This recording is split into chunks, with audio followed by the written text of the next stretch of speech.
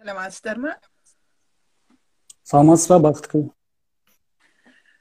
Қалдарыңыз қалай? Жақсы ма? Жақсы, Құдайға шүкір. Өздеріңіз қалайсыздар? Жұмыс, үй іші бәрі. Жақсымыз. Саламатсыздар ма тағы да? Бізге қосылып жатқан көрермендерге сәлем дейміз. Ата-ана сағаты жобасының тікелей эфирлерін қайтадан өткізуді бастап жатырмыз. Негізі ата-ана сағаты подкасттар жүргізетін, және бүгін біз Шымкент қаласынан ерекше қонағымызды шақырып отырмыз. Нұрлан Бектаев, ерекше баланың ата-анасы және журналист Тұлға Кезет жобасының жетекшісі. Қош келдіңіз. Рахмет, Бақытгүл. Даусым қалай естіліп тұр? Жақсы ма? Жақсы естіліп тұр. Рахмет. Осы тікелей эфиріміздің тақырыбы ерекше баланың ата-анасы, ерекшелігі және қиындықтары. Алдымен біздің қонағымыз Нұрланға сұрақ қояйық, және өзіңіз туралы, жұмысыңыз туралы, отбасыңыз туралы шағын айтып берсеңіз.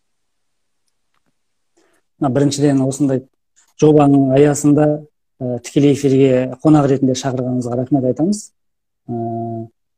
Өзімді таныстырып өтсем, Бектаев Нұрлан Бауыржанұлы, Шымкент қаласының тұрғынымын. Бұрынғы Оңтүстік Қазақстан, қазіргі Түркістан облысына туып өскен, Бәйдібек ауданында. Филология мамандығын бітіріп, қазіргі таңда сол оқу бітіре сала, содан бері 14 жыл, 15 жыл, 2006 жылдан бері журналистика саласында жүрмін. Алдымен телевизия саласында, қазір газет, мерзімді баспасөз дейміз ғой, сода. Енді өзіңіз айтып өткендей, мәселенің сол мәнісіне бірден көшсек, ерекше қызымыз бар, Аяулым деген, 2012 жылы дүниеге келген. Одан кейін жақында ұлымыз дүниеге келді, араға 8 жыл салып, Құдайға шүкір. Қазіргі таңда Шымкент, рахмет, осы жаздың соңында дүниеге келді. Шымкент келбеті қоғамдық саяси газетінің тілшісімін қазіргі таңда. Өте жақсы. Сіз туралы ең алғаш мен Шымкентте TEDx өтіп еді ғой. Сол Шымкенттегі TEDx арқылы естідім, білдім. Осы TEDx-ке қалай келдіңіз? Әңгіменің басын осыдан бастасақ. Сізді олар өздері шақырып тауып алды ма, жоқ әлде өзіңіз ұсыныс бердіңіз бе? TEDx-ке шығып сөз сөйлеймін деп. Мен Facebook, Instagramға қарағанда Facebook әлеуметтік желісін сәл жиірек қолданамыз. Сол TEDx өтетін жылы 2019 жылы әлеуметтік желіні қарап отырсам, осындай ортақ танысымыз Айжан деген қыз, өзіміз жерлесіміз, таныс сол. Осындай TEDx өтейін деп жатыр Шымкентте, алғаш рет лицензиялы рұқсат ресми түрде деп спикер болатын тұлғалар болса, хабарласыңыздар деді. Ол кезде онша мән бермедім. Қателеспесем, жаздың ортасында алғашқы тыңдау, жалпы қанша адам ұсыныс береді, соның бәрін жинап бір залда тыңдау өткізді да, соның арасын іріктеуге. Оған мен қатысамадым, жұмыс барысымен оны ұмытта кеткем. Кейінірек сөйтіп Айжанды тағы да көріп қалдым Фейсбуктан. Содан кейін есіме түсті да, жекесіне жазып, саламатсыз ба, қалайсыз, осындай Нұрлан деген журналист, әрі қаланың тұрғынымын. Жобаңыз не болып жатыр деп қызығушылық таныттым, әрі жазайын дедік журналист ретінде. Содан кейін біраз спикерлер іріктелді. Мүмкін сіздің айтатын тақырыбыңыз бар шығар деп өзі ұсыныс жасады. Тақырып бар ма деп тұрғаннан кейін мен алғашында ондай үлкен жаңағыдай сахналар болсын, жалпы осындай жобаларға қатысып, ондай тәжірибе болмағандықтан мен басында қалай жауап берерімді білмеймін, бірақ қызық болды маған шынын айтқанда. Әрі біздің басымыздан өтіп жатқан оқиғаларды енді адамның өзі үшін күнделікті тіршілік болуы мүмкін, бірақ біреу сырттағы көзқарасқа бұл тәжірибе болуы мүмкін. Мысалы, мен үшін де басқа мамандық иелерінің бастан өткіріп жатқан оқиғалары, қиындықтары, жаңағы жетістіктері, сол мен үшін қызық. Сол сияқты мен көпшілік білсін дедік. Жарайды деп келісіп, сол Айжанмен іріктеу өтіп кетсе де, рахмет ол қарындасымызға. Менімен жеке сөйлесті, жеке шақырып, қасындағы көмекшісімен, бірге команданың мүшесімен. Содан кейін бірден қызығушылық танытып, сіз қыз ғой сізде деді. Я қыз десем, сіз байқаймын, қызыңызды қатты жақсы көресіз. Мен айттым, енді әкесі мен қызы папа и дочка деп былайша айтқанда сондай дегенім. тура ойынан шығып та, Айжанның да жеке басынан, ол да мен әкемнің қызымын деп, әкемді қатты жақсы көремін, екеуміз арамызда байланыс ерекше деп, давайте осы жағына упор берейік деп, енді былайша айтқанда негізгі сөйтіп әрі өзіңізді ерекше баланың әкесі ретінде тәжірибе бәрін атап өтіңіз деп жарайды деп, солай былайша айтқанда жолдан қосылып, орта жолдан кейінірек дайындықтар, Алматыдан мамандар шақырып, өзі өте ұзақ дайындалды. Сол үшін рахмет айтамыз. Осылайша TEDx'тің арасына кіріп кеттік. Жақсы тәжірибе болды мен үшін. Осы TEDx'те сөйлеген сөзіңізден кейін, былайша айтқанда танымалдығыңыз артты ма, жоқ әлде сізге осы ерекше балаларға байланысты сұрақтармен хабарласып жатқан адамдар көбейді ме? Қандай өзгеріс болды өміріңізде? TEDx'тен кейін шынын айтқанда аса қатты өзгеріс болған жоқ, сол күйі қала бердік. Әрине өзгеріс болды. Ата-аналар тарапынан емес, себебі бұл жерде ашығын айтып алайық. Осындай жағдайда, осындай санаттағы ата-аналар өйтіп былайша айтқанда мамандығына байланысты болмаса, болып жатқан қоғамдағы TEDx енді басқаша күнделікті өмірден сәл тыс оқиға ғой, ол енді мәдени, былайша айтқанда көңіл танымдық, мәдени танымдық, ондай жағдайлардан тыс қалып жататын өкінішке қарай бар. Сондықтан ол ерекше балалардың ата-аналары ол TEDx'тен білген жоқ. Олар мені оған дейін білетін едік. Оған дейін. Ал әріптестерімнің, достарым арасында мүлде басқа хоббимен айналысатын, мысалы велосипед тебетін болсын, тауға шығатын сондай достарым арасында біліп, ой, біз білмеппіз, жарайсың деп қолдау көрсеткендері болды. Сол жағынан ата-аналар бұған дейін білетін едік, бұған дейін WhatsApp-та болсын, әлеуметтік, әсіресе негізінен WhatsApp-та, сол бойынша қалай байланыс жүрміз, сол үйде ешқандай өзгеріс алып келген жоқ. Себебі тағы айтайын, ол ата-аналардың енді бәрі емес, көбісі жаңа жалғызбасты аналар болғандықтан әлеуметтік желіде қандай өздерінің аясынан тыс болып жатқан оқиғаларды қамтуға шамасы бола бермейді, өкінішке қарай. Өз бар назары баласында болады. Әрине түсінікті ол жағы. Енді сіз ерекше бала деп айтып жатырмыз. Баланың ерекшелігі туралы кішкене, әрине бұл оңай емес сұрақ осындай қою, кішкене айтып өтсеңіз. Басынан қалай туылды, қалай жағдай осындай болды деген. Кішкене. Енді мүмкіндігі шектеулі бала деп айтып жатады, бірақ біз өзінің арамызда әрі қысқартып, әрі жалпы сондай әдемі ат, ерекше бала деп айтамыз. Мүмкін көрермендер жалпы түсінбей жатса, сол мүмкіндігі шектеулі бала дегеніміз, сол ерекше бала. Дүниеге келді, қызым 7 айлыққа жетпей, 27 апта дейді, қазір қанша ай екенін білмеймін. Осы қыз келіншектер біле жатар, 27 апталығында іші ауырып, келіншегімді сол жедел жәрдеммен перзентханаға барып, сол жақта босанды. Одан кейін тек жүрегі соғып тұрған, демалмаған, жыламаған. Соны қазір енді Құдайға шүкір деп айтайық, бірінші Алланың арқасы, екінші дәрігерлердің көмегімен күйез деген аппарат болады, шала туылған әделер жатқызатын. Сол жаққа жатқызып, 1,5 ай сол аппараттың ішіне жатты. Сүтті шприцпен беріп, ауаны мұрнына кәдімгідей өкпені жасанды желдету сияқты аппаратпен тек жүрегі соғып тұрды, Құдайға шүкір. 1,5 ай сол аппаратта жатқан соң, одан кейін шығарып, бірте-бірте палатаға қолына беріп, келіншегімнің бірде қайттан аппаратқа жатқызып, бірде былай ауаға үйретіп, сөйтіп тағы да 1 айдай жатты. 2,5 ай перзентханада жатып, үйге келді. Басында білген, әрине бұл сразу айтайық, бұнда ерекше бала деген статусқа әртүрлі жағдаймен келеді балалар. Ол туа бітті жарақат, немесе іштен, немесе кейінірек пайда болған. Енді бұл медициналық жағынан мен аса бір зерттеген жоқпын, бірақ сондай екенін білеміз. Сөйтіп 1 жасқа жақындаған перзентханадан келген соң невропатологқа тексерейік дедік. Содан кейін тексергенде басында су бар деді, черепно-мозговое давление. Енді қазір біз ондай ата-аналар жаңадан, әсіресе тұңғышына сондай диагноз қойылған ата-аналар уайымдап жатса, айтамыз, бұл ешнәрсе емес, себебі қазір экологияға байланысты 2 баланың бірінде бар. Егер денсаулық мықты болса, аздаған дәрі-дәрмек немесе өзі-ақ жазылып кетеді. Ал егер денсаулығы кінәраты бар бала болса, арғы емдеу керек деп. Сол бізден де черепно-мозговое давление шықты. Содан кейін невропатологқа емделіп жүрдік. Ол кезде мүмкіндік шектеулі деген статус аламыз деген ойда болған жоқ. Неше түрлі невропатологтар. Қойылмады ол кезде.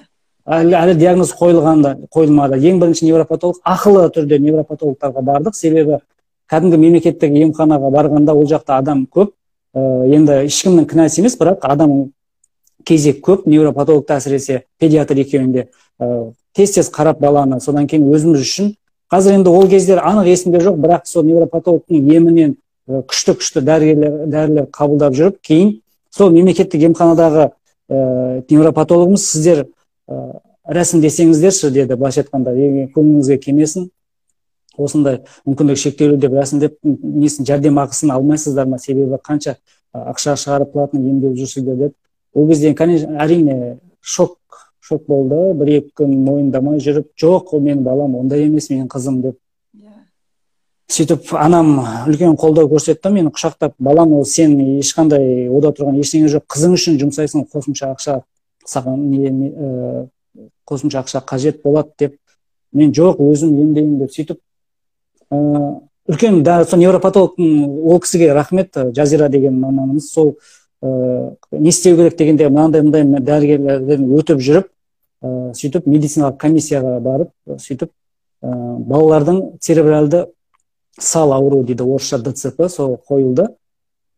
ДЦП-ның өзі енді осы жерде сразу айту керек, неше түрлі деңгейі болады, күрделі, аса күрделі, болмаса енді жеңілдеу. Енді оны ешкім медицинада былай бөліп бермейді, бірақ біздің басымыздағы жағдайға қарап айтып жатырмын. Құдайға шүкір деп айтайық, Аллаға шүкір, қызымызда енді жеңіл түрі деп саналады біз өзіміз үшін, себебі интеллекті уақыт өте келе сақталған, өзі жүріп тұрады, бірақ балалармен бірге бірден қатты ойнап кетпейді, бірден шалт қимыл жасамайды, мысалы асықпай бұрылып, асықпай отырып тұрып дегендей. Содан кейін мелкая моторика, ұсақ моторикасы толық дамып біткен жоқ, өзінің жасынан кеш, мысалы 2 жылға сондай, шамамен енді 1,5 жылда кеш, түймелеу деген майда ұсақ түйек, негізі тамақтанады, өзіне ірі әрекеттер жасай алады да. Енді жаңағыдай мысалы түймелеу, бауын байлау деген сияқты ұсақ әрекеттер өте нені қажет ететін, сол жағынан сәл қиындықтар бар. Осы. Жақсы. Сонда диагноз қойылғаннан кейін сіздер бірден реабилитация жұмыстарымен айналыстыңыздар, иә? Иә, біз диагноз қойылған соң алғашқы кезде дәрі-дәрмек, себебі ол 2 жастан сәл өте қойылғанда біз әлі енді еңбектемейтін еді, енді отыратын еді, уылдеп жүру деген жоқ, әлі еңбектемейтін еді. Содан кейін дәрі медикаментозный лечение қабылдап жүріп, одан кейін енді түрлі мамандардан кеңесімен бірден айтайық, бір маман ақылы болсын, бір маман емес, біз қатарынан 2-3 маманға баратын едік, себебі тәжірибеден өтті, салыстыру арқылы солардың ішінен керегін аламыз. Себебі бір маманмен тыңдасаңыз, ол әрине дұрыс болуы мүмкін, ешкімге көпіге топырақ шашпаймыз, бірақ әрбір ата-ана өзі де ізденіп, әртүрлі маманның консилиум сияқты болады ғой, бұл сол қорытынды жасап, сол ортақ екеуінің, мысалы бір маманның айтқан екіншісі растап отырса, значит дұрыс деген сөз. Себебі біздің басымыздан өтті, сәл басқаша айтылып, бірақ бәрінен қорытынды шығарып, енді ешкімді жаман дей алмаймыз, бәрі бізге көмек көрсетті, мынадан мынанша процент.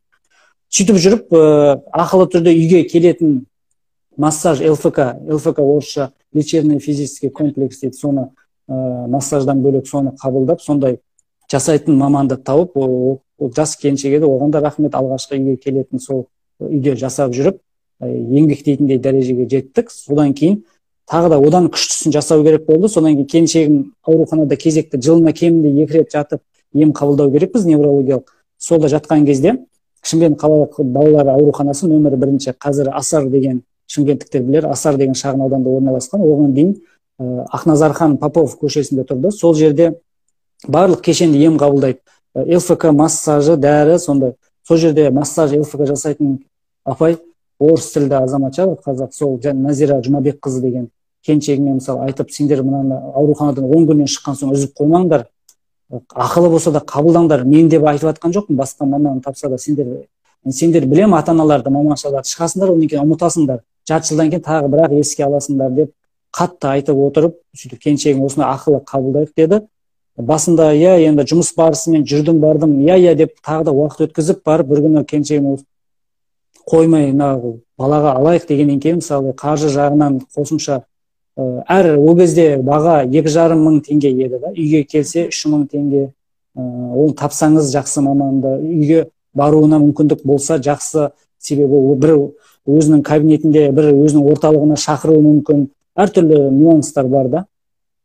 Сөйтіп барып, содан бері үзбей 3 жасында оған дейін 3-ке жақындағанда қолмен жетектеп дуал жағалап жүретін болды. Содан кейін 3 жасында менің туған күнімде жұмыста отырсам, қызым келіншегім WhatsApp-пен видео жіберіпті. Қызым жүріп диванда ұстап тұрып, бір кезде қолын жіберіп, ана жерге дейін жүріп барып, бір жастық төсеп қойған, соған барып көрсетіп құлап, қайттан өзі келіп жатыр да, сон жұмыста сөйтіп қатты қуанып 3 жастан асқанда. Осы ДЦП жалпы ауру туралы мәліметтерді, ақпараттарды қайдан алдыңыздар? Осы қазір қызыңыз 8 жаста ғой, иә? Жылдар жинақтаған үлкен тәжірибеңіз бар болар, иә? Бірақ басында қайдан алдыңыздар? Кім ақпарат алуға көмектесті дегенде, әлде тек қана өз беттеріңізбен іздену арқылы келді ме? Мен бірден айтайын, бұл үйде енді башқанда әріптес болған соң, жаңа медийный тұлға, біздің отбасының медийный сыртқа шығатын тұлғасы болған соң, барлық әрекеттің бәрін мен жүргізіп жатқандай көрінеді. Мен тек қана келіншегімнің, қызымның, мамасының көмекшісімін ғана. 90% бірінші Алланың арқасында, 90% сол келіншегімнің көмегімен. Себебі ол кісіні эфирге мысалы шықпайды, ешкім білмейді, көбісі білмейді деуге болады. Мен осындай былайша айтқанда қоғаммен байланыс жасайтын тұлғамын. Сол дәрігерлер ДЦП, оның ішінде спастикалық диплегия, то есть, яғни бұлшықеттің қатаюы, икемге келмеуі деген диагноз қойды. Ол мысалы ДЦП деген адамның миы, ағзаның моторы, компьютері болса, соның қай жерінен зақымдайтынын, ұрықта жатқанда инфекция түсуі мүмкін, қай жерін зақымдайтынын ешкім білмейді. Қай әрекетке жауап беретін бөлігін зақымдауы мүмкін. Қимыл қозғалысқа ма, немесе интеллектке, немесе сөйлеу, жүріп тұру дегендей. Сол үшін біз көріп жүрміз, осындай статусы бар балалар қол аяғы балғадай жүгіріп жүреді, бірақ сөйлей алмауы мүмкін. Немесе жаңағыдай сөйлесе де бұзық болуы мүмкін, икемге көнбейтін. Оларда яғни интеллекті бұзылғанда. Ал бір ата-аналарда естіп жатамыз, балам сөйлеседі, телевизорды көреді, әңгіме айтады дейді, бірақ төсекте жатып қимылдамайды. Төсекке таңылғанда өкінішке қарай. Оларда яғни қимыл қозғалыс бөлігін зақымдаған. Осы диагноз спастикалық диплегия қойылғалы бері келіншегім сол интернетке кіретін телефон, смартфон алып бердік. Сол бүкіл интернетті ақтарып, барлық мәліметті өзі жинады келіншегім. Себебі отбасылық дәрігер ауырып қалса, біз жиі ауырамыз. Иммунитет әлсіз болғандықтан тәтті жеп қойса, тамағынан ұстайды дегендей. Бүкіл сол қай жерде қалай емдеу керек екенін қазір өзі де біліп, жеңіл-желпі дәрілерді, бұрынғы педиатрлардың жазып берген дәрілеріне, неврологиялық ем емес, біз жаңағыдай былайша басқа дерттерді суықтап қалса мұрны дегендей, мына дәрілерді алып кел деп өзі беріп жатады. Басында сол қолының қозғалысы, қызымның диплегия деген бұлшықеттің икемге келмеуі, сол қолында да аяғында еді, кейінірек қолы икемге келді. Шүкір, енді толық болмаса да жалпы болады. Аяғынан да, оң аяғы да икемге келіп қалды. Бұл жерде сол аяғы. Мысалы, біз былай стопа дейміз, былай аяқ бит тұрған кезде, мына табан икемге кезген. Біз сау адам жерде кетіп бара жатқан кезде, жерге қарамасақ та, жан-жаққа қарап кетіп бара жатқанда бір тасты теуіп кетсек, аяғымыз өзінен өзі қозғалыс жасайды. Бір текпешекке шыққанда біз былай кете береміз, текпешекке шығып бара жатады да. Ол деген ми рефлекс, шартсыз рефлекс арқылы сол қозғалыс басқарып отыр деген сөз да. Сондай сигнал бармайды да, былайша айтқанда, ол қарап барып, өзі жайлап қозғалып, қатып қалады, немесе бос болып қалуы мүмкін да. Сол бүкіл осы мен қазір айтып отқан мәліметтің бәрін келіншегім интернеттен көріп алып берді. Бұл себебі неде деген жиі сұрақ қойылатын еді, сендер білдіңдер ме деп, неден екен бұнда болған дегенде, ешкім әрине анық айтқан жоқ. Себебі өзіміздің ойлағанымыз сол ұрықта жатырда жатқанда инфекция түскен болуы мүмкін да.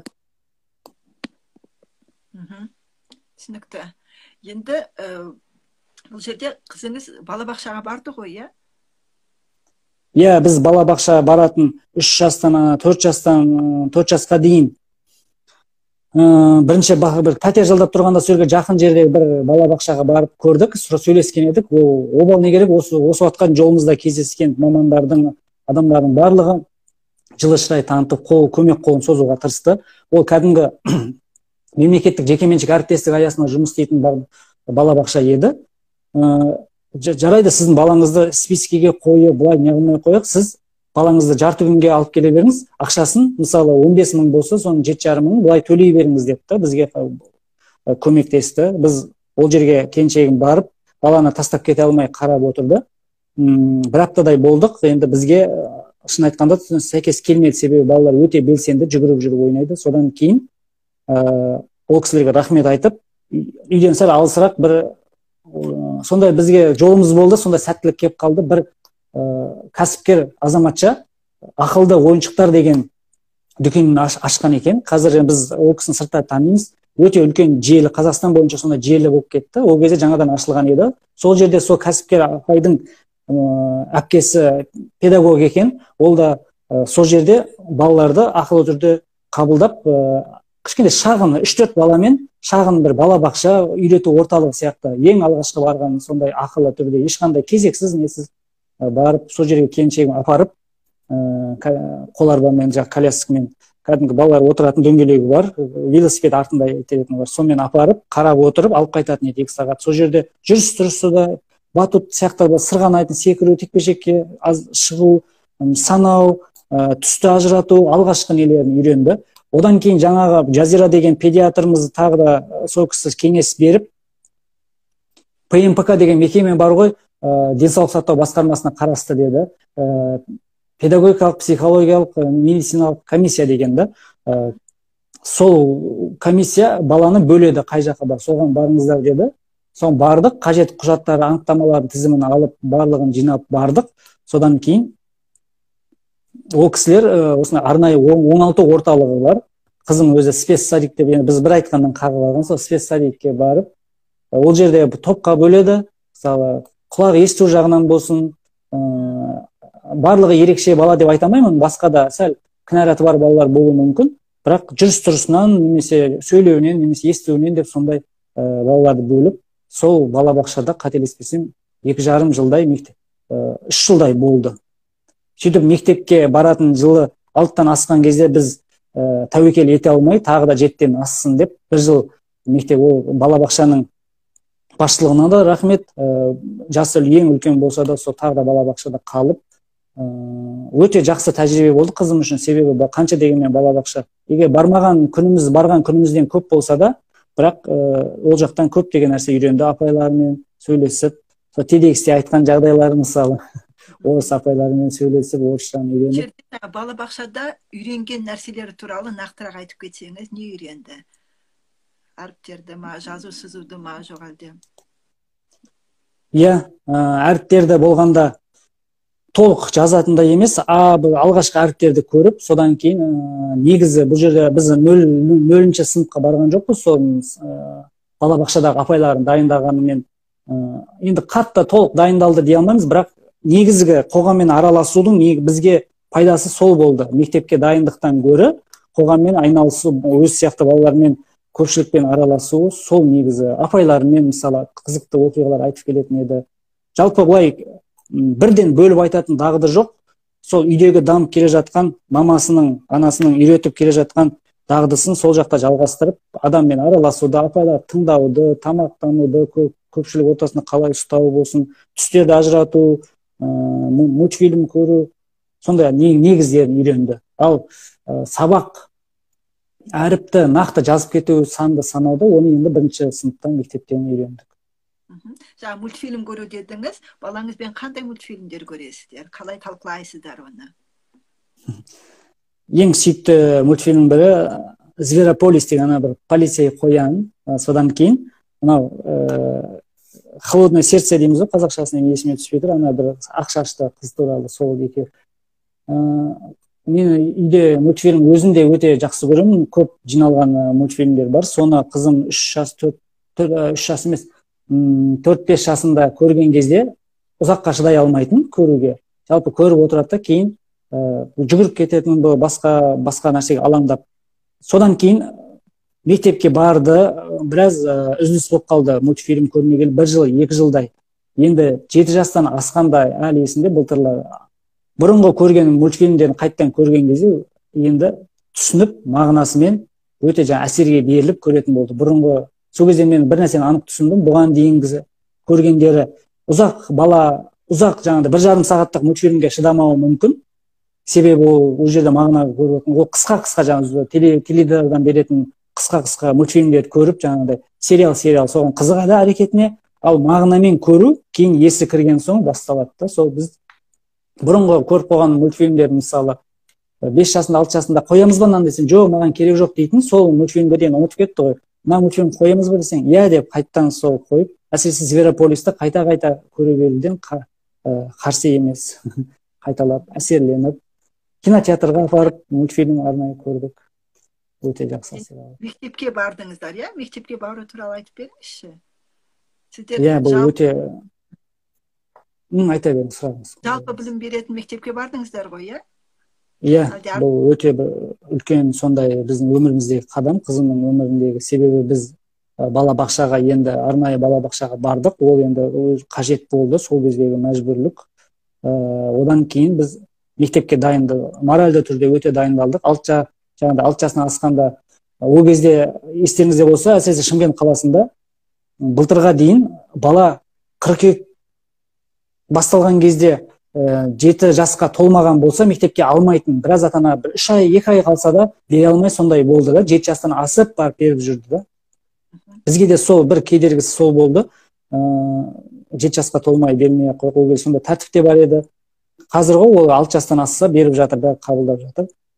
Біз бір жылдай сол 1-ші сыныпқа береміз ба деп тұрып бермей қойғаннан кейін, содан кейін бастап өзіміз ақылдасып дайындалдық, қандай мектепке береміз деп мәліметтер іздей бастадық. Осындай балабақшадағы апайлармен сөйлескенде, арнайы мектепке барасыздар, осы балабақшаның жалғасы сияқты деді. Содан кейін ондай мектептер туралы білдік, мәлімет іздедім. Сөйтіп тамыз емес, шілде болғанда, мектепке баратын жылдың шілде маусым айларында үйге жақын бір мектептің директорымен барып сөйлестік. Сөйтсек, ол мектептің сондай бөлімі бар екен, арнайы мектеп деп аталады, осындай ерекше балаларға арналған. Жақын жерде біздің филиалымыз бар, соған барсаңыздар болады деді. Ол жерге барған едік, завучы бар екен, сол кісімен сөйлескен едік, орыс апай екен. Сол завучымен сөйлескенде ол кісі қызымды көрді да, бірден айтты: "Зачем вам такая школа?" деді. Бұл жақта мен сізге кеңес берейін, қиналсаңыздар да, біраз ауыр тисе де, кәдімгі мектепке барыңыздар деді. Себебі біз өзімізде біліп, бізге сол демеу болды да сол сөз. Себебі біз басында білмедік, тәжірибеде балаға барып қасында отыру керек па, қалай оқытамыз, өте үлкен мәселе болды. Ол мектепте, қысқасын айтқанда, ол мектепте балаларды былай бөлмейді екен. Мысалы, жүріс-тұрысы қиын балалар, бірақ интеллект сақталған деп ондай класс бөлінбейді да. Үлкен 2 топқа бөлу мүмкін, мысалы, сөйлей алатындар, сөйлей алмайтындар. Оның ішінде қоларбада отырған болсын, болмаса отыру қиын, аса бір қатты сондай балалардың барлығын бір сыныпқа топтастыру мүмкін екен да. Бұлай бөліп жатпайды. Жүріс-тұрысы қиын, бірақ интеллект сақталған, оларға бір бөлек класс берейік, қоларбада отырғандарға бөлек класс, ондай деген жоқ екен. Сондықтан біз бұрыннан мамандардан да естігенбіз, өзіміз де түсіндік. Бала айналасын қарап өседі, айналасына, қоршаған ортаға, өзінің құрбыларынан алады, білімді болсын, дағдыны болсын. Сондықтан ол өзінен мықтыларға ұмтылып қарап, ұмтылып өсу керек. Сол үшін біз кәдімгі стандартты мектепке беруге шешім қабылдап, үй жақтағы мектепке барып, барлық құжатын дайындап, бірден қабылдады. Біз ескертіп айттық, осындайда баланы ертіп апардық, өзіміз қасында боламыз дедік. Содан кейін пәтерді де сол мектепке бола ауыстырып, пәтер жалдап тұрғанда, содан кейін келіншегім ағзамда апарып, таңертең алғашқы 2 айда сөйттік, дәлізде мектептің коридорында отырып, қызымды күтетін еді. Себебі енді өзінің денсаулық ерекшелігіне байланысты сыртқа жиірек шығатын еді, мысалы кіші дәрет болсын.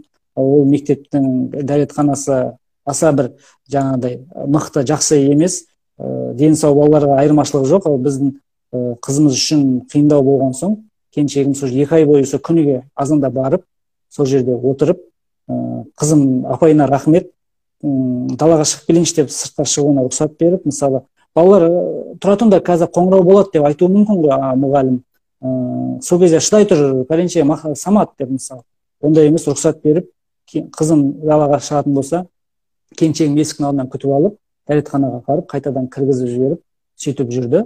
Кейінірек смарт сағат деген сондайды біз алдық, оны да біраз зерделеп, содан кейін қызыма үйреттік. Ол далаға шығатын кезде басады кнопкасын, келіншегіме SMS түседі, қоңырау түседі, келіншегім дайын отыру керек үйде. Бірден сырт киім кие сала мектепке жүгірді бірінші сынып бойы. Содан кейін барып далаға шығарып қайтадан келіп, бірінші сыныбымыз осылай өтті. Яғни қызыңыздың мектептегі күн тәртібі басқа балалармен бірдей болды, иә? Еш өзгешелігі болмады. Бірдей, ешқандай сабақтан жеңілдік, ондай бір арнайы бір сабақ өту ондай болған жоқ. Себебі үйде оқу деген бар, ол үйде оқу деген ол талапқа сай болу керек. Бала, шын айтқанда біздің қызымыз үйде оқитындай қыз емес еді, Құдайға шүкір, себебі ол бізге рұқсат бермейтін де еді. Ол үйде оқитын балаларды шет жағасын білеміз, өзіңіз де білесіз, қандай балалар өте жағдайы, мысалы денсаулығы нашар балаларға келіп мамандар үйде сабақ өтеді. Ол вариант, ол нұсқаны қолданбадық. Одан кейін арнайы мектепке бермедік. Сол өзіміз үшін кәдімгі балалармен бірге сабақ оқып, дене шынықтыру пәніне қатыспады, иә, оны мұғалімдер көріп тұр. Қасындағы достары ауыр сөмкесін көтеріп, екінші қабатқа көтерілетін, бір рет бір сыны ағылшын тілінде екіге бөлініп, екінші қабатқа көтеріледі екен. Сол кезде қасындағы құрбым көмектесі деп айтатын қызым, оған біз рахмет айттық. Осылай кәдімгі балалармен бірге оқып, бірінші сыныпты 4-пен 5-ке бітірді. Өте жақсы, өте жақсы. Енді сіздер алдында бір әңгімеде ата-аналардың бір чаты туралы айтқансыз. Сол чат туралы кішкене толығырақ айтып берсеңіз. Ол жерде кімдер бар? Тек қана ата-аналар отыра ма, жоқ әлде дәрігерлер де бар ма? Қандай көмек бар? Неше жылдан бері ондай чаттың жұмыс істеп келе жатыр деген сияқты. Енді қазір барлығы адамдар жұмыс істеуіне алыс қашықтан байланыс жасауға жағдай жасалып қойған. WhatsApp дегенді білесіз. Тіпті 3 адам болса да аша береді. Жұмыс бабымен, мектепте болсын, достар. Сол сияқты бізде WhatsApp чат бар екен. Оны кейінірек мен өзім WhatsAppты кешірек қолдандым. Қызым дүниеге келіп, сол 3-4 жасқа жеткенше WhatsApp қолданбай жүрдім. Кәдімгі кейінірек қолданып, қазір сіздерге есіме түсірейін. Қазір 2020 жыл болса, 4 жыл бұрын қосылдым.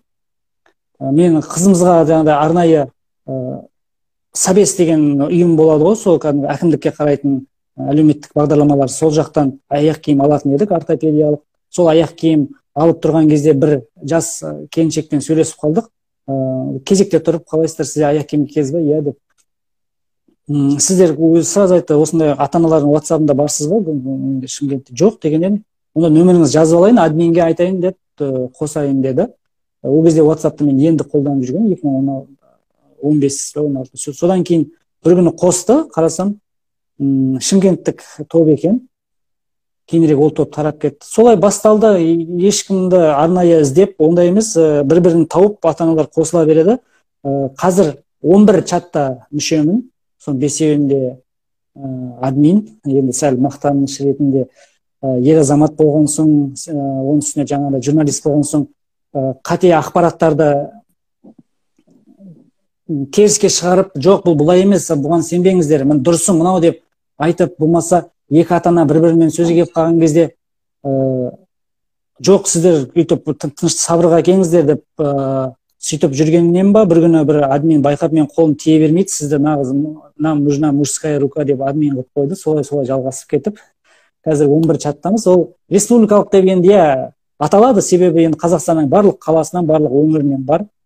Ол жақта барлығы осындай ерекше балалардың ата-аналары, 99% аналары, қыз-келіншектер, әйелдер. Менің отырғаныма басында таң қалды, кейінірек қазір үйреніп кетті. ол чатта дәрігерлер бар, бірақ олар өздерінің баласы ерекше да, сондай кісілер бар да, өзі әрі дәрігер, әрі ерекше. Арнайы сырттан қосылған маман. Бұрындары бір кісі жазған еді, мен осындай дәрігермін деп, одан енді тікелей сұрамадық, сіздің балаңыз осындай ма деп, өйткені ыңғайсыз да. Сол үшін отырған шығар. Бір адамдар, мысалы, қаншама әр группада 250-ден де адам бар, біреу шығып жатады, біреу кіріп жатады, сол үшін барлығын біле бермейміз, бірақ тек қана осы саладағы адамдар, дәрігерлер бар болса да, егер баласы дені сау, ерекше емес, өзі үшін отырған дәрігерлер болуы мүмкін, бірақ оны мен жоққа шығармаймын, таңғалуға болмайды. Себебі бір кісілер жазды, мен дәрігермін деп. Енді ол кісілер егер өзі үшін қызық үшін отырса, уақыт өте келе шығып кетеді деп ойлаймын. Себебі ана жерде жазып жатқан мәліметтерге, ата-аналардың балалар туралы жазып жатқан мәліметке шыдау екінің бірінің қолынан келмейді да. Себебі өзінің жағдайы туралы бөліседі. Балалардың кейде ата-аналар, қараңыздаршы, мынандай приступ болып жатыр, осыдан не істейтін едіңіздер деп сұрайды. Ана видеоны, ана фотоны қарау деген, енді баласы ерекше емес адам көп отырмайды деп ойлаймын. Мүмкін дәрігерлер отыратын шығар, бірақ мен дәрігермін, сіздерге келіңіздер көмектесейін деген ондай ата-ана болған жоқ. Тек бір-бірімізге көмектесеміз, барлық сұрақ қамтылады ол жерде. Осындай жеңілдіктен бастап, ата-ана ерекше балалардың ата-аналарына арналған жеңілдіктен бастап, жаңалықтарға дейін. Саясат өте аз талқыланады, себебі ешкімнің саясатқа уақыты жоқ ол жерде, ата-аналардың. Көбісінің жаңағыдай ер азаматтары, күйеулері тастап кеткен, баласының диагнозын ести сала. Көбісі жалғыз басты аналар, ол баласына қарайды ма, немесе саясат талқылайды ма. Сол үшін артық видео деген мүлде жоқ деуге болады. Қайырлы таң, құттықтаймыз, мысалы, мынандай деген өте сирек. Жаңа жыл болсын, 8 наурызда құттықтауы мүмкін бір-бірін. Кейде бір көңіл көтеріп, енді 250 адамның ішінен бір 10 шақтысының болса сәл қолы бос болып қалуы мүмкін ғой, баласы ұйықтап жатыр. Сондай кезде осындай қызықты жағдаймен бөліседі, өте бір-бірімен таныс болып қалған, қанша жылдан бері бір-бірімен танысып, аттарын біледі. Мысалы, Настя, знаешь, вчера мынандай болды деп айтып жатады, ой, сен не істедің деп. Содан кейін жаңа ғана, мысалы, WhatsApp-ты қарап отырмын, бір ата-анаға жаңағы мен Каспий банктен деп, енді антиреклама болып кетпесін, Каспий банктен деп бір келіншек хабарласқан екен, сіз карточкаңызды жоғалтпадыңыз деп, көп таралған алаяқтардың бірі. Сөйтсе, бұл өте мықты, жаңағыдай білімді ата-ананың бірі еді. Сөйтсе, жоқ, мен жоғалтқан жоқпын, мен сіздің нөміріңізді қазір прокуратураға бере салайын, жарай ма деп сразу айттым. Ол сразу телефонды қойды деп, біраз күліп алды ана жерде. Өзім ашуланып отқан едім, ол келіншек қол астыма тура келіп қалды, біраз жанын шығарайын деген едім, бірақ шыдай алмадым деп. Сондай, мысалы, алаяқтықтан бастап күнделікті тұрмыста ата-аналар баланың мұрны ағып жатыр. Мысалы, өзінің баласы ерекше, одан бөлек тағы да 3-4 баласы болуы мүмкін, басқа балалар болуы мүмкін. Солардың да мұрны ағып жатыр, мына жеріне бөрткен шықты, бетіне, қолына, не істейсіздер деп, іші жүрмей қалды деп. Бүкіл осындай денсаулыққа қатысты сұрақтар ата-аналардың өздерінің әрқайсысы отбасылық дәрігер сияқты болып қалған. Барлығы бірден жаңағыдай кемінде 5-6 сұрақ кеңірек жиналып қалса, тағы да жауап беріледі. Мынаны қолданыңыз, мынаны, иә, осы жақсы деп бір-бірін қолдап, қуаттап сөйтіп отырады. Келіспеушілік өте аз болады. Себебі барлығы бір тағдырдың адамдары. Барлық сұрақ, мәліметтер. Сол менің осы ерекше, осы тұлға жобасын бастауыма түрткі болған сол WhatsApp топтағы сұрақтардың бірі еді. Себебі мен өзім журналист болсам да барлығын білем деп айта алмаймын. Осыдан 3 жыл бұрын бір группада бір ата-ана жазды. Мен кездейсоқ жазып қалды, осындай паспорт алсақ болады екен ғой деп жазған еді. Оған бірнеше ата-ана жауап берді. Иә, ерекше баланың өзіне және ата-анасының біреуіне паспорт тегін алынады деді. Біз айтып кетейікші, жаңа ата-аналар мысалы оңай емес қой, енді балалары ауырып жатыр, әртүрлі қиын жағдайлар болып жатады. Ата-ананың өзіне де психологиялық көмек керек болып жатады. Сонда қайда жүгінеді? Әлде тек қана сол туған туыстары, дос-жарандары, немесе өздері сондай. Түсіндім. Я, өздері ғана қолдаумен жүріп жатыр ма? Бұл жерде ондай өте маңызды сұрақ қойып отырсыз. Психологиялық қолдау деген өте керек. Себебі тағы да қайталап айтамын, сол жалғыз басты аналарға әсіресе. Отбасы толық болса, ол бір-бірінен жұбайынан, әйелінен, күйеуінен бір-бірінен қолдау көру мүмкін. Қолдау көру мүмкін емес, қолдау көреді. Жұмыс істейтіндер болса, мысалы мен сияқты үйден шығып кетіп жұмысқа барғанда жұмыстың қызығы бар, шыжығы бар, қызықты жағдайлары бар, кәдімгі айқай шуы бар, барлық бүкіл сол қажетімен бірге сол жақтан былайша айтқанда перезарядка жасап алуыма болады. Мысалы, ал байланыстасыз ба Бақытгүл әпке?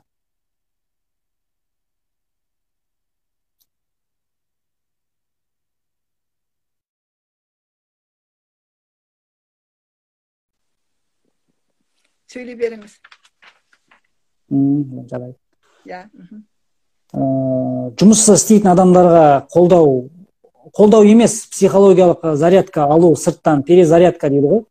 Эмоциясын шығарып, ұрсып болсын, жағымсыз эмоция, жағымды эмоция болсын, сыртқа шығып жұмыс істейтін адамдарға ол жағынан мүмкіндік бар, ал үйде отырған ата-аналарға өте қиын. Бұл жерде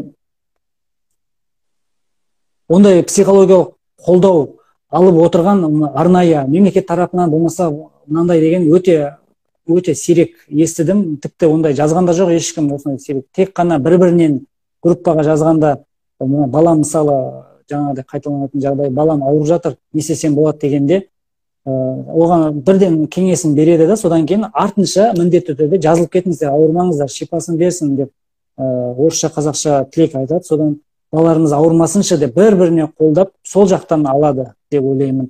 Енді туыстарынан, құрбыларынан болмаса отбасынан алып жатқан қолдауды ол жерге ешкім ашып жаза бермейді, бірақ ол енді жазылмаған заң ретінде қалыптасқан қолдау болу керек деп ойлаймын. Мысалы, ешкім мен әпкемнен болмаса көршімнен кеше әңгімелесіп күшті көңілім көтеріліп қалды деп группаға жазбайды. Себебі ол солай өзінен өзі болып жатқан қолдау болуы мүмкін да. Ол болу да тиіс. Мысалы, күйеуі әйеліне қолдау көрсетіп, әйелі күйеуіне қолдау көрсетіп, оны ешкім группаға жазбайды, солай болу да тиіс. Бірақ менің ойымша ондай қолдау аз кездесіп жатса мен таңғалмаймын. Себебі жаңағыдай жалғыз басты болғандықтан. Тіпті енді ата-аналар ренжімесін, жазып жатады ол жерде. Сол ата-аналар менің енем болсын, басқа нелер, сіздің енеңіз жақсы екен, қайта қасыңызда көмектеседі екен деп, иә, кейде келіп көмектеседі деп жатады. Бірақ қанша адам мысалы көмектеседі деп айтса, сонша адам тіпті олардан көп мен енем онша көмектеспейді, туысқандарымыз бізден тіпті өзінің ата-анасы қолдау көрсетпейді деп. Енді ешкім ашып айтқысы келмейді ғой, кімге жағымды ол, мысалы ұрысып қалған болса, ұрысып қалдым деп айтуы, қолдау көрсетпейді деп айту. Бірақ сонда да болса шығып қалған сәттерден байқап отыратыным, ондай қолдау аздау болады да. Бұл сұрақты қойып отырған себебі мүмкін дәрігерлер кеңес беріп, мынандай кітап оқыңыздар, мынадай мақалалар бар деп бір кеңестер бере ма дегенім ғой.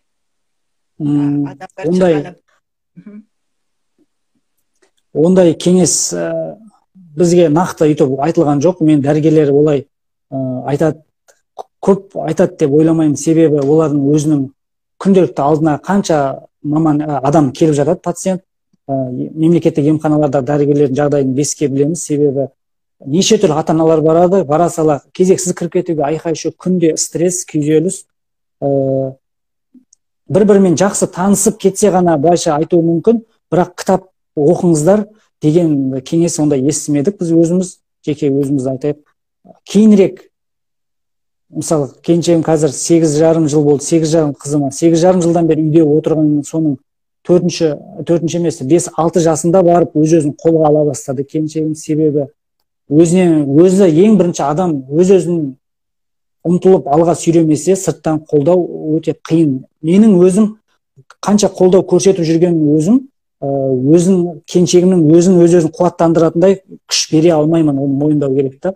Содан кейін барып бір психологиялық кітап оқып, интернеттен қарап, сөйтіп ұмтыла бастады. Мен байқадым, бір нәрсені маған береді, сілтемесін жұмысынан скачать етіп флешкамен алып келіп берші дейді. Кейде бір кино көрейікші отырып деп, сондай жағдайларда мен байқадым өзі ұмтылатын. Себебі мен оған бір күні болмаса бір күні отырып алып, Альфия, сен давай бүйтейікші, сені қолдау көрсетейікші деп айтқан сәтім болды. Осы уақытқа дейін өзі бірінші айтты, мен үйтіп айтып үлгермедім да, себебі мен мойындаймын.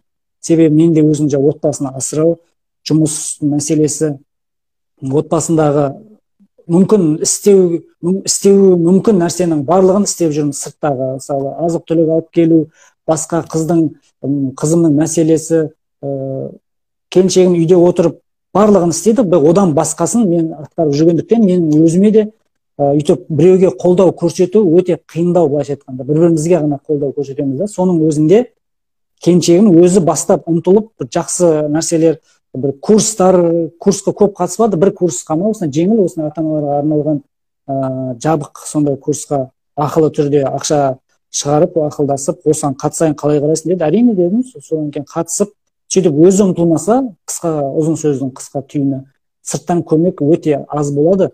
Көмек болмауы да мүмкін. Иә, осы жерде тағы бір нәрсені айтып кетейікші. Бағана айттыңыз, ДЦП-ның түрлері бар деп. Сіздің қызыңыздың интеллектісі сақталған, ақыл есі дұрыс, мектепке қазіргі қасында жүрген балалардан еш айырмашылығы жоқ, сабағын алып кетті, мысалы. Жоқ, басқа да түрлері бар ма, жоқ әлде медициналық сараптау кезінде, мысалы, бұл баланың дамуы дұрыс, бұл баланың дамуы жасына сәйкес емес деген сияқты сараптамалар жасап жата ма? Біз өзімізді айтайық, біздің қызымызда мысалы 2 жыл сайын ФТЕК деген комиссия, сол комиссиядан өтіп, мүмкіндігі шектеулі статусын созатын кезде, сол комиссия ең ірі өтетін, одан кейін дәрігерлерден өтетін. Ол жерде ешкім баланы өздеріне қажетті, өздеріне талап етілетін тұстарын тексеріп, зерттеп кеңесін береді да, содан кейін жалпы неден шығып, рамкадан шығып, сіздің сәл кешіріп жатсыздар, болмаса озып бара жатсыздар деген айтатын жағдай, тағы да айтайын, сол өте сирек, мүмкін барлығы негатив болып жатқан шығар. Бұл мәселе тағы да сол адам көптікке келіп тіреледі. Егер ақылы болмаса, арнайы сізге жарты күнін 3 сағатын бөлетін маман болса, солай айтуы мүмкін да. Ал 15 минутқа, жарты сағатқа кіріп шығатын осындай мемлекеттік емханаларда дәрігерлер айтуға олай уақыты жоқ, және мүмкіндігі өйтіп біреудің бір баласының бүкіл диагнозына еніп, жағдайын бақылап, үлкен ақыл беру үшін ол адам өзінде дайындық болу керек. Сіздің балаңызды ұзағырақ көру керек та, деп өзімнің ойым сондай. Себебі ол көре сала бірінші рет көріп тұру мүмкін, енді 3 айдан кейін тағы да бір келіп, бір-ақ рет көрмесе, ол күнде көріп жатқан жоқ, аптасына 1 рет көріп жатқан жоқ қой. Сол мамандар сондықтан сіздің балаңызды ұмытта қалуы мүмкін. Көрген кезде нақты қай жері, аяғының жүрісі ма, болмаса басını УЗИ-ға түсіріп миы ма, болмаса жүрегі, сондай мәселелер бойынша өзінің шектелген уақыты, өзінің бағыты бойынша айтады да. Жалпы психологиялық былай даму айту, кеңес беруі өте сирек. Ондай кезде біз көріп отырған жалғыз жол ақылы мамандарға. Ақылының өзінде қазір байқасаңыздар, капиталдық заманда ақылға баратын адамдар өте көп. Ақылы. Себебі біз бірнеше дәрігерді көрдік. Басында мемлекеттік емханада сол кісіге барып жүрсек, кейінірек барсақ, ол кісі жұмыстан шығып кеткен.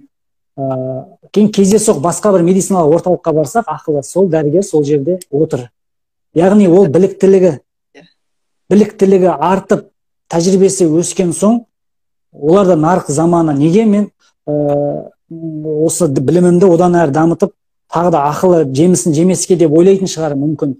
Содан кейін ақылы өзіне келіп жатқан адам көп екенін біледі, нарықтық көзбен қарайды да, олардың әрқайсысынан аздап болса да ақы алып отырса, жақсы кеңес бере алар едім, өзіме де жақсы болар еді деген ойлайтын шығар. Енді ол кісілердің ойыны толық білмеймін, бірақ көптеген маманда жасы үлкен тәжірибелі кісілер солай ақылы кетіп жатқанын көріп жатырмыз. Сол жақта сәл де болса да көбірек отырып, ол жақта да жаңағыдай кезектегі адам аз болып, сіздің соңыңыздан келіп, артыңыздан келіп, қашан шығасыздар деп есікті тоқылдатып тұрмаса, сіздің жағдайыңызға еніп, бұрыннан танып жүрген жылы-жылы сөйлессеңіз, жалпы қалай кеңес бересіз, не істеуге болады деген сұрасаңыз, болмаса өзі де айтып, жалпы сіздерге былай болу керек қой деп айтады. Оны айтып отқаным, біздің жаңа Назира Жұмабекқызы деген маман отбасылық дәрігер сияқты болып кетті. Ол жаңа ауруханада істеп жүріп, сәби босануына байланысты декретті демалысқа шыққан соң, өзі баласы 3 жылға дейін декретте отыра алатын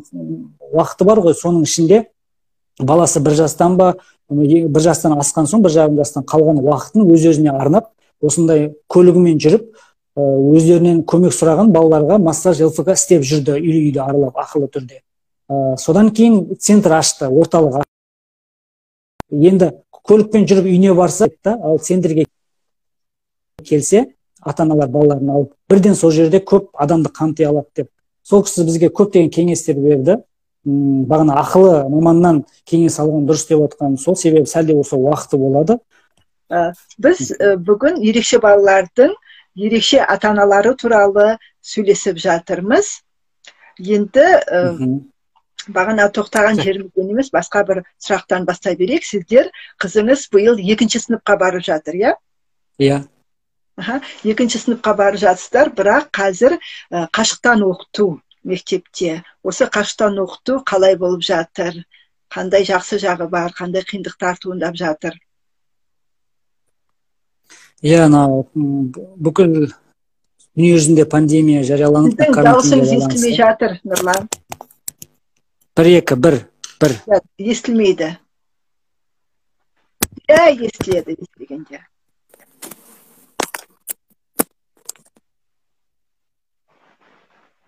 Қазір 1-2. Алыстан естіліп тұр. Бағанағыдай емес.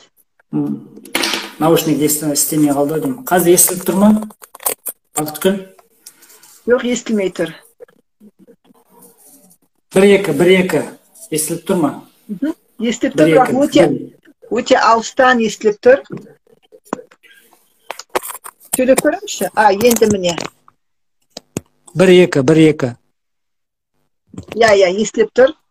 Мен естіліп тұрмын ба? Иә, естіліп тұрсыз. Естіліп тұр. Өте жақсы. Иә, осы мүмкіндікті пайдаланып, онда ертерек жаңағыдай қысқа нұсқа түрде айтайық. Онда онлайн оқудың барлық ата-аналардан ешқандай барлық оқушылардан айырмашылығымыз жоқ. Естіліп тұр ма? Иә, естіліп тұр.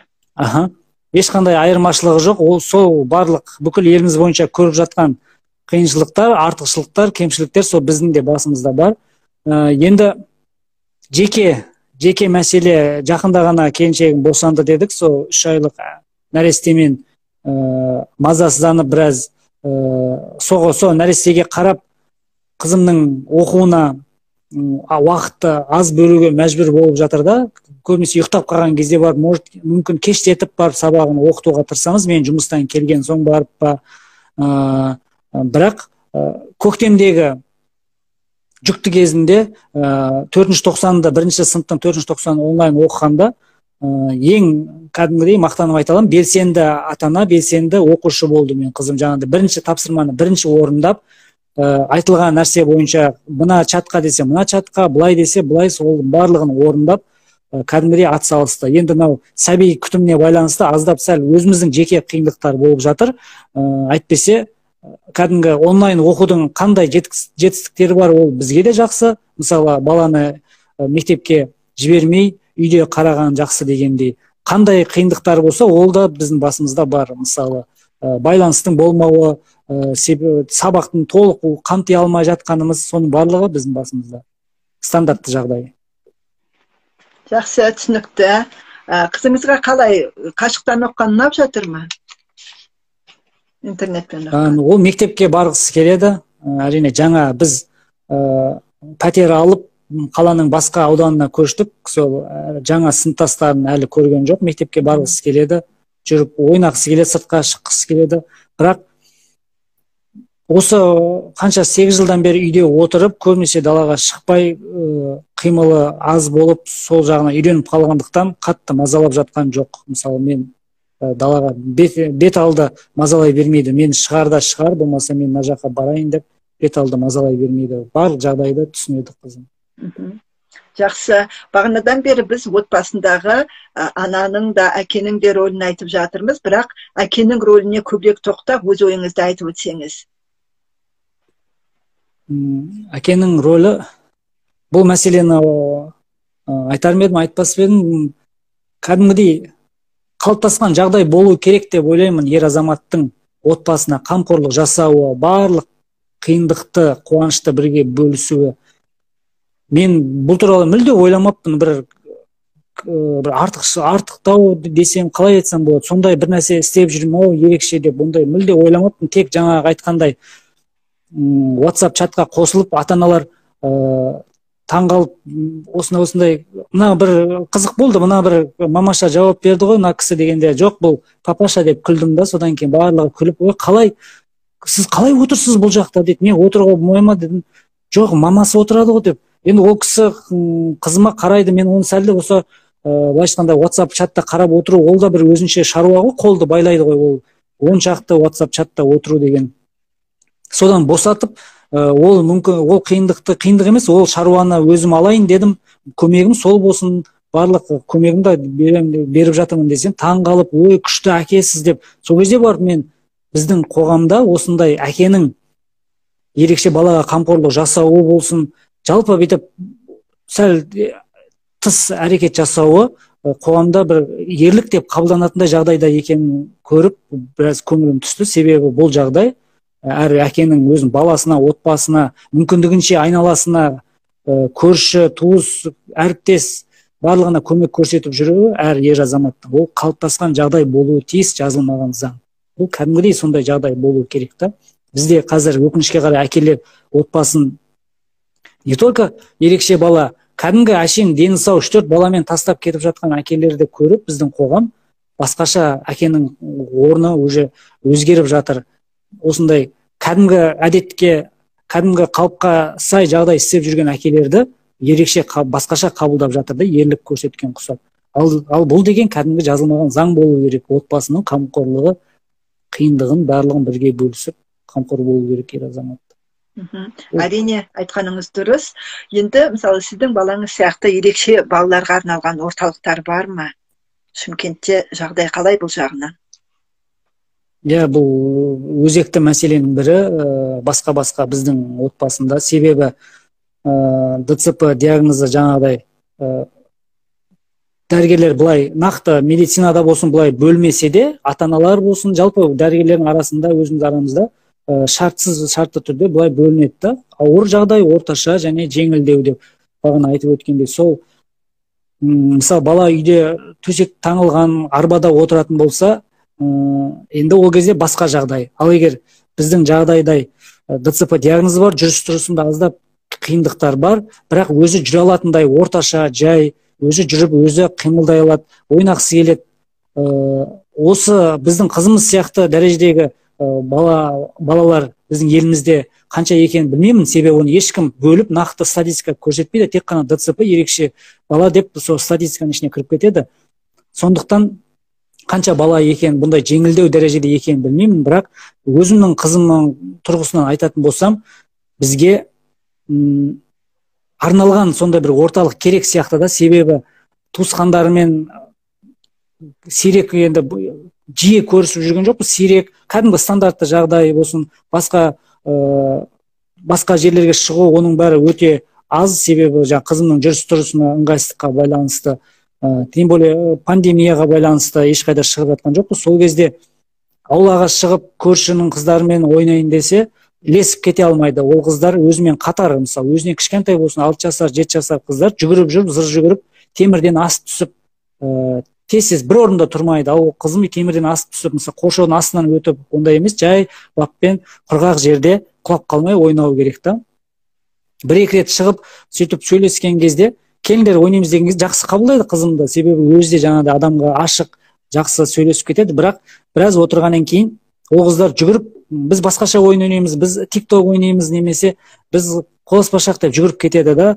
Ал біздің қызымыз оларға ілесе алмай қалады. Ол келіңдер қуыршақ ойнайық, дүкенші, сатушы ойнайық деп айтқан кезде, ол белсенді қыздарға ол қызық болмауы мүмкін да. Балалар тем более тіпті жаңағыдай доп ойнайды, бір-бірін соғысып, итеріп, ойнап, аунап, сөйтіп ойнайды, оларға мүлде олармен ойнай алмайды. Сол қыз өзі сияқты қыздар өте белсенді болғандықтан біздің ойымыз, өзіміз армандаймыз да, біз қызымыз сияқты осындай статустағы дәрежедегі интеллект сақталған, бірақ жүріс-тұрысы жай қимылдайтын балаларға арналған орталық болса екен деп. Себебі ол жерде өзі сияқты бала болған соң ешкім ешқайда жүгіріп кетпейді, қажетті жаңағыдай баяу ойындарды ойнап отыратын еді. Керек болса тұрып сәл жүгіретін еді да, қатты жүгірмей.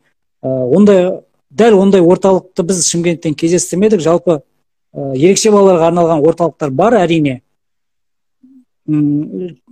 Барып массаж алады, болмаса психологтардың қолдауын, балаға арналған логопед, сондай орталықтарда барып, бірақ бізге ол аса сәл қажет емес та. Бізге енді басқаша өз сияқты кружок, міндетті түрде логопед, психолог емес, жай қарап отыратын бір апайы болса, қарап отырса, балаларға бас көз болып, өзімен өзі ойнап отырса, сол кезде басқа балалармен де араласып, қоғамда басқа да өз туысқандарынан, көршілерінен бөлек бөтен адамдар бар екен, солармен араласып өсетін еді да. Енді осындай орталық ұйымдастыру үшін не істеу керек? Оған әкімшілік көмектесу керек пе, жоқ әлде ата-аналар бірлесу керек пе, мектеп көмектесу керек пе? Қандай жолдары бар осыны шешудің, осындай орталық құрудың? Дұрыс айтасыз. Қандай нәрсе болса да қажеттіліктен туындайды. Мысалы, бір қалада тек қана бұндай орталық емес, бір цех, бір басқаша бір қызмет көрсететін орталық ашылса, яғни ол қажет болды деген сөз да. Сол сияқты бұл да қазір бізге қажет болып жатыр. Біз сияқты ата-аналардан, нақты мен араласып жүрген WhatsApp чаттағы ата-аналардың балаларының жағдайы біздікіндей емес, басқаша. Сондықтан әзірге дәл біз сияқты көзқарас бір жерден шығатын ата-ана кездестіре қоймадық. Енді бұндай орталық ашу үшін егер әкімдік болмаса жергілікті билік, жауапты органдар көмектессе, әрине ол өте жақсы болар еді. Себебі олардың қолында құрал бар. Бір ғимаратты бөле алады, бір маман бөле алады. Ал ата-аналардың өздерінің жиналып ашуы ол қиын болады, және кәдімгі бизнес сияқты болып кетеді. Мысалы, сіз өзіңіздің үйіңіздің ғимараттың бір шетінен дүкен ашам десеңіз, ешкімнен көмек сұрамай, қаржы шығарып өзіңіз ашасыз. Адам өзі ашады дүкен, шаштараз, тігін шеберханасы болса, өзі ашады, дұрыс қой, себебі өзіне қажет болып тұрған соң. Сол сияқты біз ата-аналар, біздің отбасы болсын, осындай орталықта болашақта, мысалы, құдай қаласа ашып жатсақ, әкімдік тарапынан көмек болса жақсы, бірақ өте ол көмек айта сала болады деп мен олай айта алмас едім. Себебі басқа да өте маңызды мәселелер. Енді бұл бір отбасының аздаған 10 шақты, 100 шақты адамның мәселесі болып жатыр ғой бұл орталық. Ал одан да үлкен, мыңдаған, миллиондаған халықтың проблемасы, жол салу, жарық, коммуналдық дегендей, мектеп ашу бір орталықтарда. Біз білеміз, мектептерде мысалы, менің қызым 2-ші Л сыныбында оқиды да. Қ деген естіп жатырмыз да. Біздің кезімізде 90-80 жылдары ондай болмаған. А, Б, сондай да, ауылды жерде. Қазір ауылды жерде де аз, бірақ қалада да А, Б, С, Д ары кетсе, солай деп ойлаймын. Егер қателессем, әрине кешірім сұраймын, бірақ қазір Қ, Л сондайға дейін барып жүр. Ол деген сөз балалардың көптігін білдіреді. Яғни жаңағыдай бірді айтып бірге кеткенде, мемлекеттің тарапынан атқарылатын іс өте көп. Ол тек қана орталық қарап отқан жоқ. Әрине біз сұрау салсақ, ізденсек, көмек көрсетілуі мүмкін, бірақ бірден емес. Себебі бұдан да маңызды мектеп ашу, аурухана, коммуналдық мәселе, әлеуметтік сондай мәселе болғандықтан, олардың өзі бір демде, бір жылда, жарты жылда іске асып жатқан жоқ. Өте үлкен келісіммен жергілікті атқарушы билік жоғарыдан сұрайды, бюджеттен қаржы бөліп сөйтіп жатқандықтан, мемлекет тарапынан болса жақсы, болмаса осындай орталық қажет болып ата-аналар жиналса, өздеріне бар салмақ өздеріне түседі.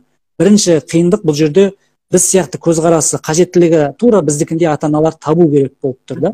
Мысалы, біз өзіміз ғана орталық ашсақ, ондай балалар айналамызда жоқ болса, ешкім келмесе қалай болады? Ал біз ақыры ашылған соң, біздің қызымыз сияқты жүріс-тұрысы сәл баяу, бірақ интеллект сақталған балалардың сондай ешқандай психологиялық, логопедтік көмек емес, жай ғана ойнап уақытын өткізетін сондай орталық ашылып жатса, басқа да балалар көргені, қызығын көргені жақсы ғой. Сондықтан бірінші қадам сондай ата-аналарды табу керек. Ал оған әрине уақыт керек, жұмыстан тыс кезде іздеп өте үлкен жұмыс атқару керек. Жақсы. Енді бағана сіз Тұлға KZ жобаңыз туралы бастадыңыз. Сол туралы толығырақ айтып берсеңіз, немен айналысады, алдарыңызда қандай мақсаттар тұр? Тұлға KZ деген жобаны не үшін бастадыңыз? Дұрыс. Иә, бағана айтып жатып, өте үлкен мәселелер қамтылып жатыр. Бұл алғашқы тікелей эфир болғандықтан мүмкін менде тәжірибесіздіктен бір мәселеден ауытқып екіншіге өтіп кетіп жатқан шығармын. Туға бағана айтқан сұрақтың ретімен кетті. Республикалық жаңағыдай, республикалық дегенде аты дардай, өзім де сәл ыңғайсызданамын, бірақ шынында да Қазақстанның әр түкпірінен ата-аналар отырады. Сол чатта отырғанда өзім мысалы журналист болсам да біраз нәрседен хабары бар деп есептелген күннің өзінде біз сияқты ерекше балалардың ата-аналарына арналған жеңілдіктің барын сол кезде білдім. Мен оған дейін айлық жалақыдан жеке табыс салығын ұсталмайтын жеңілдік бар екенін біліп, оны да кеш біліп, сөйтіп қолданып жүрген едім. Бір күні қарасам, осы жақында 2,5 жыл бұрын бір ата-ана жазады, осындай паспорт алдық баламызға және өзімізге, сіздер білесіздер ме, тегін ғой деп. Содан кейін бәріміз емес, біраз адам сұрады, тегін ба? Иә, мен өзіме алған едім, қажеті болған соң жұмыс бабымен. Қалған ақылы болған соң оны білмей жүр екенбіз. Дереу интернеттен қарастырсам бар екен. Содан кейін кәдімгідей бірден жазасыз шыға салмайды. Бір сайттан екінші сайтқа кіріп, салық кодексінің ішіне кіріп, оның ішіне күрделі түсіндіріп, мен соны түсініп барып, оның үстіне нақты түсінбей, соңға барып, ол кезде карантин емес, барып, маманнан кәдімгідей, ол кезде кезек емес еді, кең заман еді ғой, былайша айтқанда, барып, сәл күтіп маманнан сұрадым, осындай болады ма деп, нақты, иә, болады, мынандай құжаттар алып келіңіз дегеннен кейін барып, келіншегіммен қызымды таксимен барып, сол паспортты алып алдық. Аса қажет емес, бірақ сонда да пайдаланайық деп, ол қызым ол кезде есін біліп қалған, бұндай паспорт не үшін қажет дейді. Ұшаққа ұшу үшін, шетелге демалу үшін десем, бір қуанып алғанша күтіп, соны енді алғансын қашан ұшаққа ұшамыз деп әлі армандап жүр. Сол паспорттың, ол паспорт шетелге демалуға баруға берілетін билет сияқты күтіп жүр да. Бір шетінен соған да қызық болды. Осыдан келіп ой туып, бірден жүзеге асқан жоқ. Менде қойын дәптеріме былайша айтқанда түртіп қойдым. Осыны ата-аналарға арналған мәліметті бір жерден, бір көзден таратып отырсаң қалай болады екен деп. Содан кейін былтыр оқу жұмыс барысымен Алматыда бір оқу өттік, журналистер, сол қоғам белсенділері. Сол оқуда былайша айтқанда 5 күннен 4 рет оқыдық. Сол оқудың бір сәтінде жоспарлармен бөлісіп, сабақ барысымен сондай кезде осындай жоспар бар деп бөліскен едім. Сол кездегі Алматыдағы қаласындағы әріптестер, ұйымдар, журналистика қолдау көрсететін ұйымдар, сол жетекшілері бірден қолдау көрсетіп, бірінші моральдық түрде қолдау көрсетіп, осыны ары қарай тереңдетіп қолға алайық, идеяңды пісір деді. Содан кейін осы идеяны пісір, тағы да бір жарты жылдан аса уақыт өтіп, осы не істеу керек, қандай әдіспен жүзеге асыру керек, себебі журналистика болған соң әдістері көп, сайт, видео, фото, немесе текст түрінде деп, сол инфографика түрін таңдадық. Бір андай фотоның ішінде, себебі қазір Инстаграм заманы, барлық тренд соған өтіп жатыр. Адамдар бір суретте барлығын алғысы келеді информацияны, ешкім сайтта оқып отырмайды да, сирек та. Инстаграмға қарады, не жер тақырыбы, қашан болатыны, не істеу керек екен жазылса, сол қолайлы адамдарға. Сөйтіп инфографика түрінде ата-аналарға, бұл енді жаңалық болмауы мүмкін кейбір ата-аналарға, бірақ сонда да болса тағы да сол айтатын жалғыз басты ата-аналар тек қана WhatsApp'та отырады, Инстаграмда отыруы мүмкін. Себебі Фейсбукта кіру өте сәл күрделірек, сайтта кіріп іздеу тіпті күрделі. Сондықтан олардың қолданатын WhatsApp, екінші орында Инстаграм. Сол WhatsApp пен Инстаграм форматына лайықтап, фото түрінде барлығын дайын қылып, түсінікті тілде жазып, мысалы, мынандай жеңілдік бар, Қазақстан Республикасы салық кодексінің мынаншасына бабы деп қоя салмай, ал сіз білесіз бе дегендей қылып, тегін билет ала аласыз, балаңызға немесе паспортты тегін ала аласыз деп, енді журналистикалық тәсілде қолданылды, тақырып бойынша шақыру, себебі басқа санаттағы ата-аналар да оқып, ұшаққа тегін билет алуға болады деген кезде мысалы қызығып, қалай деп оқуы мүмкін, астына оқыса ерекше баланың ата-анасының бірі деп, паспорт тегін ала алады деп жазылса, деп ары қарай таратуы мүмкін өзінің туысына болсын. Ал ерекше баланың ата-анасы өзінің қажеттілігіне телефонына сақтап қояды деп сондай жоспармен жүзеге асырып жатырмыз. Қолдау көрсетіп жатқан осы орайда барлық сол әріптестерге, кураторларға алғысымызды айтамыз. Өте жақсы. Жобаларыңыз дами берсін, пайдалы ақпараттарға толы болсын. Енді осы мәселе бойынша ерекше балалар туралы айтылмай қалған тағы қандай бір жақтары бар, айтқыңыз келген ойлар бар ма, қоса кетсеңіз қазір. Енді біраз барлық тақырыпты қамтыдық деп ойлаймын. Бұл жерде маңыздысы әр ата-ана өзінің баласының емі үшін, денсаулығы үшін күреседі. Енді сыртқы қоғам оларға тікелей көмек көрсете алса жақсы. Мысалы, инстаграмдарда баласының көмегі үшін ақша жинап жататын ата-аналарға садақа ретінде беріп, көмек сұраса, қол үшін созып жатқан ата-аналарға мысалы рахмет айтамыз. Көріп жатырмыз, не балалардың жағдайын сұрап. Солай көмек айтайын деген, солай көмек көрсетілсе жақсы, ал егер олдай көмек көрсетілмесе, моральдық тұрғыдан, психологиялық түрде қолдау көрсетсе, көшеге шыққанда, қоғамдық ортаға барғанда балаларды сол күйінде қабылдаса. Себебі ерекше бала деген ол тек қана төсекке таңылған, денсаулығында кінараты бар бала емес, аутист балаларда жатады, даун балаларда. Олар аутист балалардың көбісі жүріп, сыртынан қарағанда айырмашылық жоқ, бірақ олар келіп, мысалы бір кафедеме отырса, ата-анасы байқамай қалған кезде сытылып шығып, келесі бір адамға барып, қолын ұстай салуы мүмкін да. WhatsApp чатта көп айтылады осы мәселе. Менің балам барып, ана апайдың қолын ұстаған еді, ол бір ұрсып берді, құрт баламды айқайлап дейді да. Сондай өкінішті жағдайлар болады. Әрине, оны ешкім нақты кінәлі емес, бірақ сәл сабыр сақтаса, басқа ата-аналар сол баланың егер шектен тыс шығып бара жатса, тамағын бүлдіріп жатса, енді әрине, мына бала кімдікі, алып кетіңіздер дейді. Бірақ жай келіп, ол аутист балалар агрессивті емес, олар тек қана өзіне қажет нәрсені орындағысы келеді, барып адамның ешқандай тыйым көрмеген, ешқандай тыйым оларда айтқанмен де бәрібір ол тыйымды олар ұстанып жүре алмайды. Өзінің қалаған барып қызық нәрсе көріп тұрса, барып ұстай салуы мүмкін, болмаса келіп жақындап келіп бетіңізге қарап тұруы мүмкін. Басқа да қоларбада жүрген, мысалы, сол TEDx'те айтылған қоларбада бала жүрсе, қасыңызға келіп тұрса, адамдар сәл бір теріс айналып кетуге тырысады, өкінішке қарай, мысалы, бір нәрсе жұғып кететіндей. Сол оның бәрі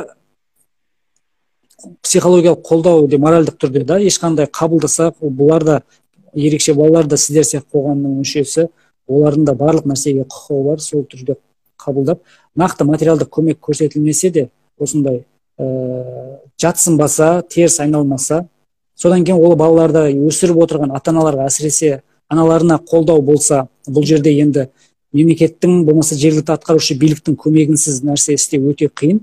Психологиялық орталықтар болса, мысалы Алматыда, Астанада, Нұр-Сұлтан қаласында Мама Про деген центр ашылған, оны естіп жатырмыз ата-аналарға. Ең бірінші бұл жерде психологиялық көмек керек. Сіз себебі 5 жыл, 6 жыл, болмаса 3 жыл, әркімнің шегі әртүрлі, өте күйзеліске ертелі ме кеш пе түсіп кетуі мүмкін да. Сондықтан басқа көмек емес, тек қана сол баласын жатқызып 1 сағатқа қарай тұрса, бір күтуші ме, өзі ата-анасы, әсіресе анасы мына бөлмеде отырып сөйлесіп, психологтың қолдауы. Ондай орталықтар жоқ емес, бар, әрине бар, бірақ көбірек дамыса, сол жағынан кәдімгі жүйеге қойылса да, себебі ол жаққа барудың өзіне де баласына қарау керек. Ол ата-ананың жалғыз өзі тұратын болса өте қиын. Сондықтан мысалы инва-такси жетісе бермейді, балаларды ауруханаға апаруға ғана көбінесе қолданылады, себебі кезек көп.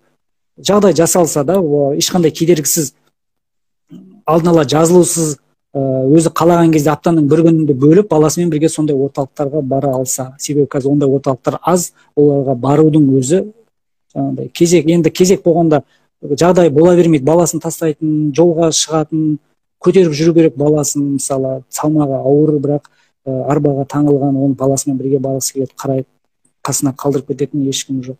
Сондай орталық психологиялық қолдауға түйіні, сондай қолдау көбейсе.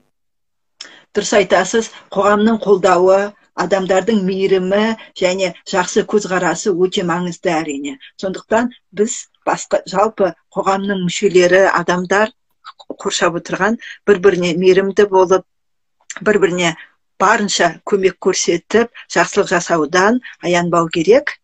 Осы бүгінгі тікелей эфирімізді осымен аяқтайық. Келесі тағы да басқа тақырыптарға кездесіп, әлі талай нәрселерді талқылаймыз деп ойлаймын. Сізге осы тікелей эфирге қатысқаныңызға көп рахмет. отбасыңызға береке бірлік тілеймін. Балаларыңызбен бірге дамып өсе беріңіздер, жете беріңіздер. Бар жақсылық болсын отбасыңызда, айналаңыз мейірімге, шуаққа толы бола берсін. Рахмет сізге. Сізге де рахмет, Бақытгүл әпке, осындай мүмкіндік беріп, ерекше баланың ата-анасының бірі ретінде. Ондай ата-аналар көбірек сөйлеп те жүрген шығар, бірақ сонда да артық етпейді. Біз сияқты ата-аналардың басындағы мәселелерді айтып отырсақ артық етпейді деп ойлаймын. Осындай мүмкіндік бергеніңізге рахмет. Барлық тілегіңізге де рахмет. Алланың нұры жаусын. Сіздің де жұмысыңызға сәттілік, отбасыңызға аман-есен. Рахмет. Еліміз аман, жұртымыз тыныш болсын. Рахмет сізге. Осымен тікелей эфиріміз аяқталды. Сау болыңыздар. Келесі кездескенше. Сау болыңыз. Сау болыңыз.